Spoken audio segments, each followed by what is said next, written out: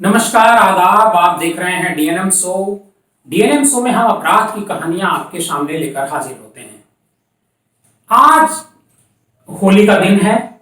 आप सभी को होली की बहुत बहुत शुभकामनाएं और बधाई। आज जो हम आपके सामने एक सच्ची कहानी लेकर हाजिर हैं, वो कहानी है मैक्सिको की। मैक्सिको में एक परिवार होता है जूलियो का। जूलियो करीब 24-25 साल का लड़का होता है। जूलियो घर पर लौटता है और शाम का समय होता है। उसके मम्मी पापा घर में मौजूद होते हैं। डिनर रेडी हो जाता है और डिनर पर तीनों लोग बैठे होते हैं, जूलियो, उसके मम्मी और पापा।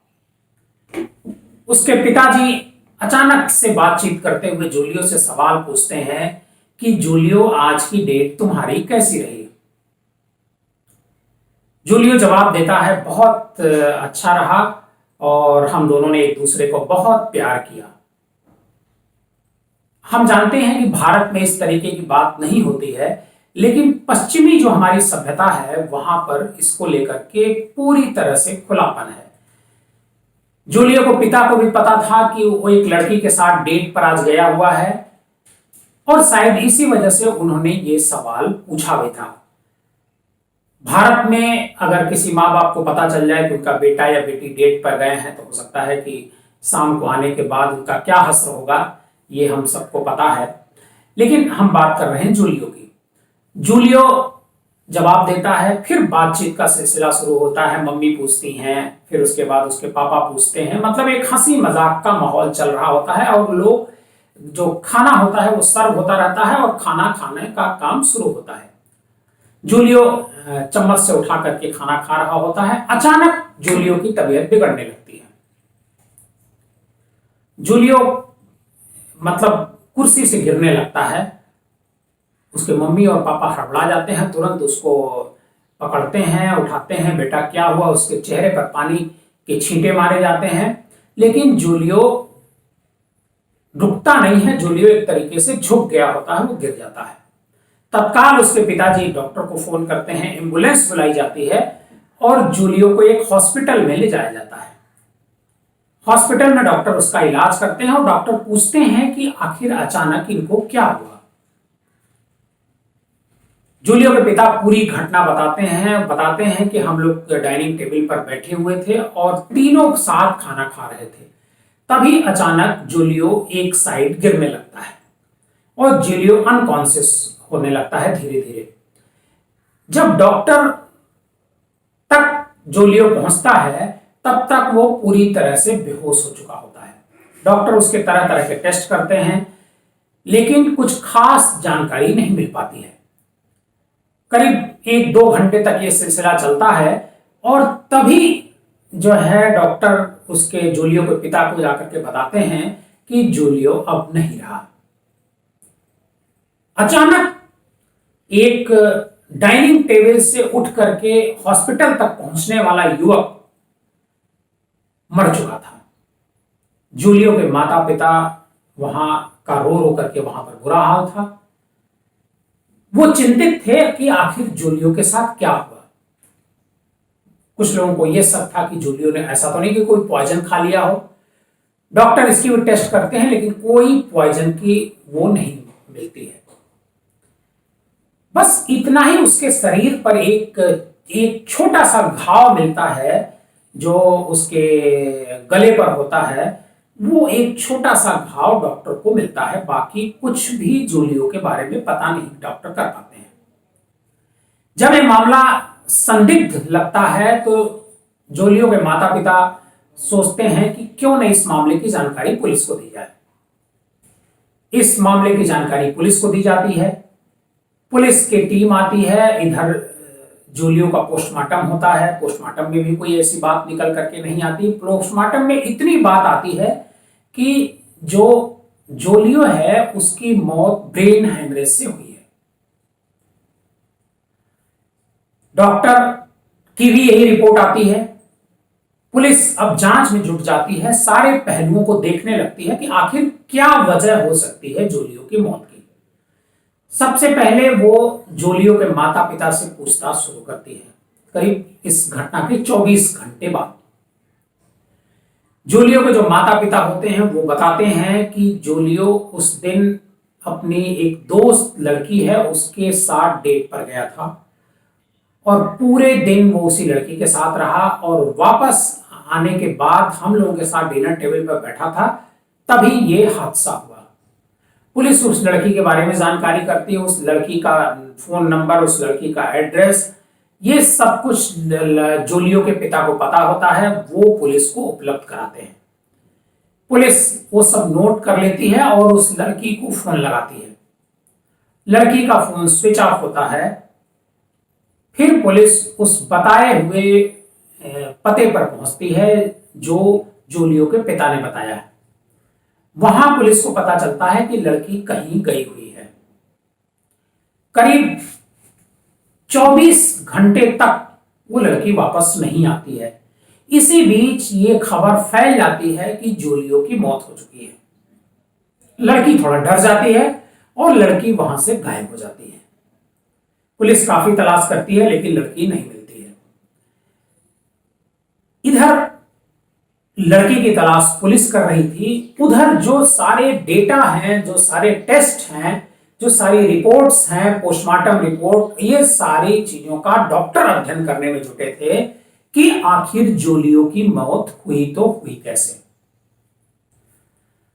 अचानक करीब 1 सप्ताह 10 दिन बाद वो लड़की पुलिस के हत्थे चढ़ जाती है और पुलिस उसे बुलाती है और पुलिस उससे पूछताछ करती है। लड़की बेहद डरी हुई थी, कई सवालों के जवाब कभी इधर कभी उधर दे रही थी, लेकिन पुलिस उसे कहती है कि आप सामान्य होकर के पूरा घटनाक्रम बताओ कि आप जब जोलियो के साथ थी तो क्या क्या हुआ। वो लड़की बताती है कि वो उसकी जोलियो के साथ पहली डेट थी। जोलियो और वो काफी दिनों बाद मिले थे और डेट चूंकि पहली थी, इस वजह से दोनों के बीच एक अलग तरह का एक्साइटमेंट था इस मिलन को लेकर के। जूलियो हमारे घर पर आता है और मैं एक अलग तरह का ड्रेस पहन करके उस समय जूलियो का वेलकम करती हूं। कोल्ड ड्रिंक पीता है जूलियो, हम दोनों बैठ करके बातें करते हैं। बातचीत करने के बाद दोनों एक दूसरे के करीब आते हैं और फिर हम दोनों के बीच जो एक संबंध बनता है वो संबंध भी बनता है। जूलियो बताती है कि जब ये सब चल रहा होता है तो एक्साइटमेंट हम दोनों का इस कदर बढ़ जाता है कि हमने उसको एक लव बाइट दी जो उसके गर्दन पर है, उसका निशान उसके गर्दन पर होगा। अब हम आपको यहीं पर रोक करके सबसे पहले हम ये बताते हैं कि आखिर लव बाइट क्या होती है, ताकि आपको ये बात समझ में आ जाए। मैंने इस लव बाइट को गूगल पर खंगाला और गूगल पर जो खंगाला वो जो उसकी परिभाषा मिली वो मैं पहले आपको बता दूं, उसके बाद कहानी को हम आगे बढ़ाते हैं। लव बाइट पर जो गूगल में जो परिभाषा मिली उसका हिंदी में कहा जाता है, इसे हिक्की नाम दिया गया, हिकी नाम। त्वचा पर छोड़ा गया निशान है जो रक्त वाहिकाओं, कैपिलिन जो होता है, कैपिलरीज होती है, मतलब जो जिसके ब्लड सर्कुलेट करती हैं, जो नलियां होती हैं, जो उसे कहा जाता है, के फटने से निकलने और एकत्रित होने वाला खून होता है। यह निशान त्वचा के नरम स्थान पर मुंह देकर जोर से देर तक चूसकर बनाया जाता है। लव बाइट इसे कहते हैं। अब जो लड़की है वो बताती है कि अचानक मैं कुछ ज्यादा एक्साइट हो गई और मैंने जूलियो के गले पर लव बाइट दी। उसके गले को जोर से काटा और उससे ब्लड निकलने लगा, उस ब्लड को हमने चूसा। उसके बाद जब हम लोग दोनों अलग हुए तो जूलियो को थोड़ा सा ईचिंग हो रही थी, उसके बाद हमने कमरे से मलहम लाया और मलहम ला करके उस पर पेस्ट किया, उसे लगाया। उसके बाद जो इचिंग थी वो खत्म हो गई थी जोलियो कॉफ। उसके बाद भी हमारे पास कुछ देर तक था और उसके बाद वो घर चला गया। अब सबसे बड़ा सवाल ये था कि क्या लव बाइट से किसी की मौत हो सकती है? डॉक्टर इसका रिसर्च कर रहे थे, इधर पुलिस जोलियो से बातचीत करके पुलिस मतलब पूछताछ कर रही थी। दोनों के बीच जब एक डॉक्टर और पुलिस की पूरी टीम बैठती है तो इसमें जो कहानी निकल करके आती है वो बेहद चौंकाने वाली है और हम सभी को अवेयर करने वाली है लव बाइट्स को लेकर के। डॉक्टरों का कहना है कि लव बाइट जब कभी भी दी जाती है उस पर जब दांत से निशान बनाया जाता है गले के एक हिस्से पर, तो उससे जो कोशिकाएं होती हैं, जो वाहिनियां होती हैं, वो कट जाती हैं और वहां पर ब्लड की क्लॉटिंग हो जाती है। ब्लड का एक थक्का जम जाता है। वो जो थक्का जमता है वो कभी कभी धीरे धीरे कोशिकाओं से उठ करके ब्रेन की तरफ चला जाता है, जिससे ब्रेन हेमरेज हो जाता है। और कभी कभी ऐसा होता है ब्लड जो थक्का जमा हुआ है वो दिल की तरफ जाता है, उससे हार्ट अटैक हो जाता है और हार्ट अटैक से भी मौत हो जाती है। इस डॉक्टरों का कहना है कि इस नाते लव बाइट्स के समय इस बात का ध्यान रखना होता है कि कहीं ब्लड का थक्का तो नहीं जमा है। अगर थक्का जम गया है तो तत्काल उसका इलाज होना चाहिए, जो इस मामले में नहीं हुआ। डॉक्टरों ने जो रिपोर्ट दी उस रिपोर्ट के मुताबिक ये जो जोलियो की मौत हुई वो लव बाइट की वजह से हुई। उसके गले पर जो निशान बनाया गया दांत से, वहां वो थक्का जमा और थक्का जमने के बाद वही जो थक्का जमा खून का वो ऊपर निकल करके ब्रेन तक गया और अचानक से ब्रेन हेमरेज हो गया, जिससे वो बेहोश हो गया और बेहोश होने के बाद थोड़ी देर बाद उसकी मौत हो गई। डॉक्टरों की रिपोर्ट आने के बाद पुलिस अब इस एंगल पर जांच करने लगी कि कहीं इसमें कोई साजिश तो नहीं है। ये लड़की किसी साजिश के तहत जूलियो को मारना तो नहीं चाहती थी लव बाइट देकर के। लड़की के परिवार वालों से पूछताछ की गई, लड़की का पूरी हिस्ट्री खंगाली गई, लड़की और जूलियो के बीच जो प्रेम संबंध चल रहा था वो कितने समय से चल रहा था और किस किस लेवल तक ये दोनों इससे पहले जा चुके थे, इस बारे में लड़की से पूछताछ की गई।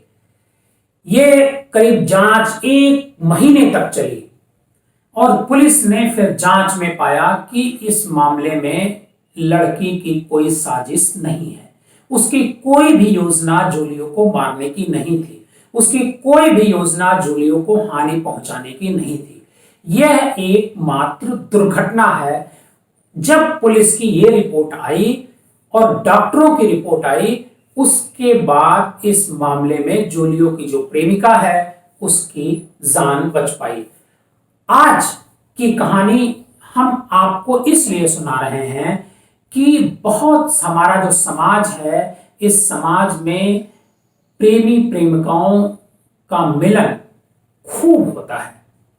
कई बार घर से छिप करके भी होता है, बल्कि अगर ये कहा जाए कि 99% घर वालों से छिप करके ही होता है तो बात गलत नहीं होगी। हमारे भारत में, पश्चिम में खुले तौर पर होता है। तो ऐसी घटनाएं न होने पाए, इस वजह से हमने आपको आज ये कहानी सुनाई जूलियो और उसकी प्रेमिका की। आज की हमारी ये कहानी अगर आपको अच्छी लगी हो तो हमारे इस चैनल को लाइक कीजिएगा, सब्सक्राइब कीजिएगा और ज्यादा से ज्यादा लोगों को शेयर कीजिएगा। एक बार फिर हमारे दर्शकों को होली की बहुत बहुत शुभकामनाएं।